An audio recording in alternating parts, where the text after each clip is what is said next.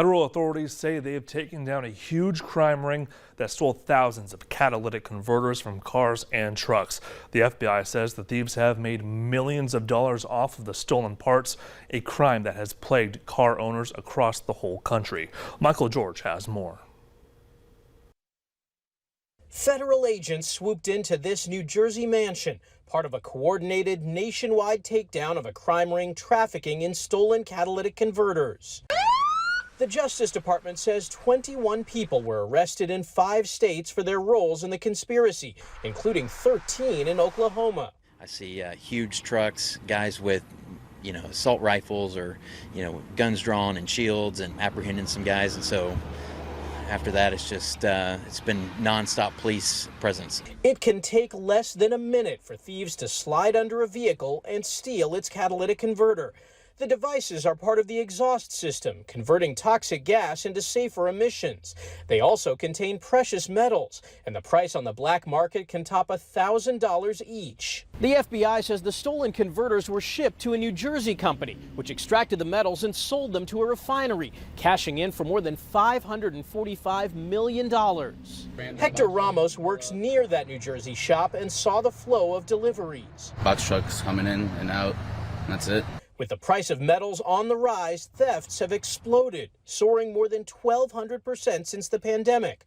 More than a third happened in California, where in 2021, about 1,600 converters were reported stolen each month. Hey, you!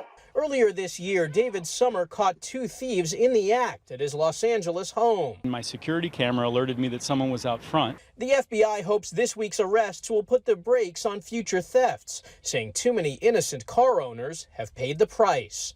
Michael George, CBS News, New York. Michael, thank you. And in a consumer alert, the FDA is issuing a warning about the availability of a popular antibiotic. Federal officials say amoxicillin continues to be in short supply as the cases of RSV increase across the country. Amoxicillin is not used to treat RSV directly. However, it can be prescribed to address secondary bacterial infections in children suffering from RSV. The FDA says some pharmacy owners are reporting a diminished inventory of the medication, meaning manufacturers are struggling to keep up with demand.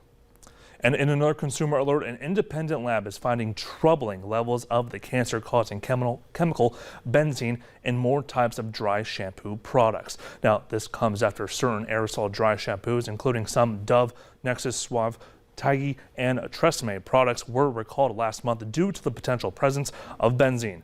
On Monday, ValueSure sent a citizens petition to the FDA saying 70% of samples from 34 different brands of dry shampoo products showed quantifiable levels of benzene. The petition urges the FDA to quickly request recalls on the affected batches of products containing benzene.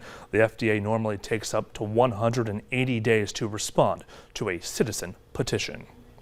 Well, Netflix is entering a new era, one with commercial breaks. Today, the streaming service announced the Basic with Ads subscription plan. Now, this tier costs $6.99 per month in the U.S., and it features much of what is available on Netflix's basic plan, but has about 5 minutes worth of ads an hour. The spot will be about 30 seconds long each and will air before and during programs. This is the first time commercials will air in the company's 25-year history.